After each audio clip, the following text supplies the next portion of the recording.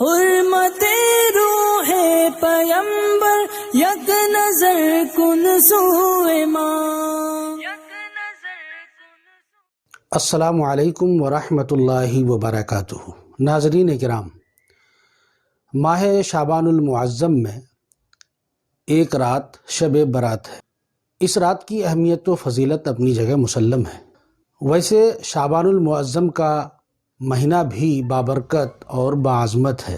نبی اکرم صلی اللہ تعالی علیہ وسلم رمضان کے بعد سب سے زیادہ جس مہینے کے روزہ رکھا کرتے تھے وہ ماہ شعبان المعظم ہی ہے. امام ترمذی نے اور شعب الایمان میں یہ روایت موجود ہے کہ نبی اکرم صلی اللہ علیہ وسلم نے ارشاد فرمایا کہ شعبان المعظم کا روزہ ماہ رمضان کی تعظیم اور عزت کے لیے ہے. اس کا مطلب یہ ہے کہ رمضان کا روزہ اور اس کی عظمت اور اس کی عزت بجا لانے کے لیے شعبان کے مہینے میں روزہ رکھا جائے.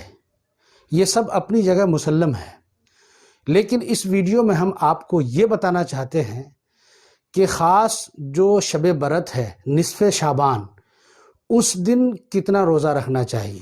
ایک روزہ یا پھر 2 روزہ، اور اگر ایک روزہ رکھنا ہے تو کس دن، اور 2 روزے رکھنے ہیں تو کس دن.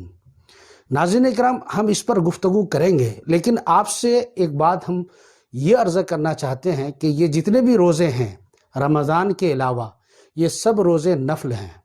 اور نفل روزے کی حیثیت یہ ہے کہ اسے تنہا بھی رکھنا جائز ہے، یعنی صرف ایک روزہ رکھنا جائز ہے.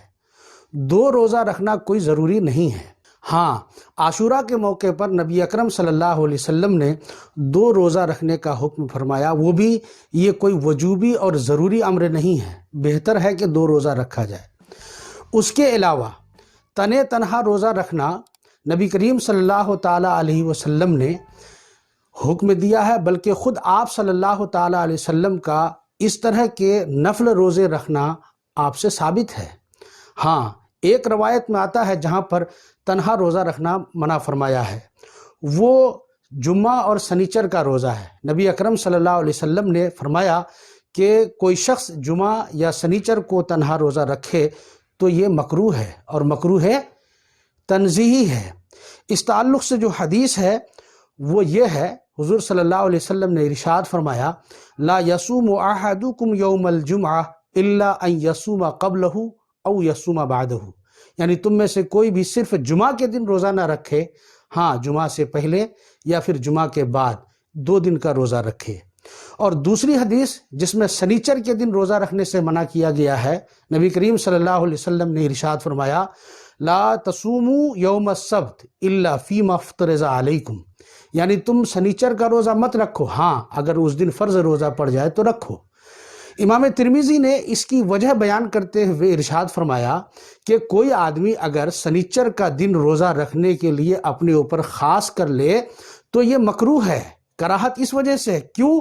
اس لیے کہ اس دن یہود و نصارہ اس کی عظمت کیا کرتے ہیں، اس لیے نبی کریم صلی اللہ علیہ وسلم نے منع فرمایا. اور آپ دیکھیں یہ مکروہ تنزیہی ہے، اور آپ دیکھیں نبی کریم صلی اللہ تعالی علیہ وسلم کا عمل ایک روزہ رکھنے کے تعلق سے ثابت ہے. آقا دو عالم صلی اللہ تعالی علیہ وسلم کی ایک حدیث پاک میں ہے، حضور صلی اللہ تعالی علیہ وسلم پیر کے دن روزہ رکھا کرتے تھے اور جمعرات کے دن بھی روزہ رکھا کرتے تھے. ایک حدیث میں یہ آیا ہے کہ حضور نے ارشاد فرمایا کہ اس دن نام اعمال پیش کیا جاتا ہے تو میں یہ چاہتا ہوں، میرے لیے یہ پسندیدہ ہے کہ میں اس دن روزہ رہوں. تو ناظرین اکرام، اگر آپ دیکھیں اس اعتبار سے تو تنہا ایک روزہ رکھنا جو منع کیا گیا ہے اور 2 روزے کو جو ملانے کا حکم دیا ہے وہ عاشورہ کا روزہ ہے. اس کے علاوہ جمعہ اور سنیچر کا روزہ منع کیا گیا، اس کی وجہ بھی ہے. اس کے بعد آپ ذرا غور کریں، نبی کا عمل بھی ہے، نبی کریم صلی اللہ تعالی علیہ وسلم کا اس سلسلے میں حکم بھی ہے کہ ایک روزہ رکھا جائے. لہٰذا نفل روزے کے تعلق سے حکم یہی ہوگا، بہتر اور مستحب یہ ہے کہ ایک روزہ رکھا جائے.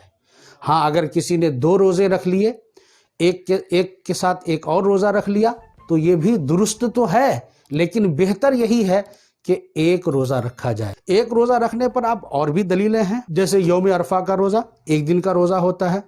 عید کے بعد جو شوال میں 6 روزے رکھے جاتے ہیں، ان روزوں کے تعلق سے بھی فقہا فرماتے ہیں کہ اس کو الگ الگ رکھا جائے، یعنی کانٹینیو 6 دن نہ رکھا جائے، الگ الگ کر کے رکھا جائے، یہ زیادہ بہتر ہے۔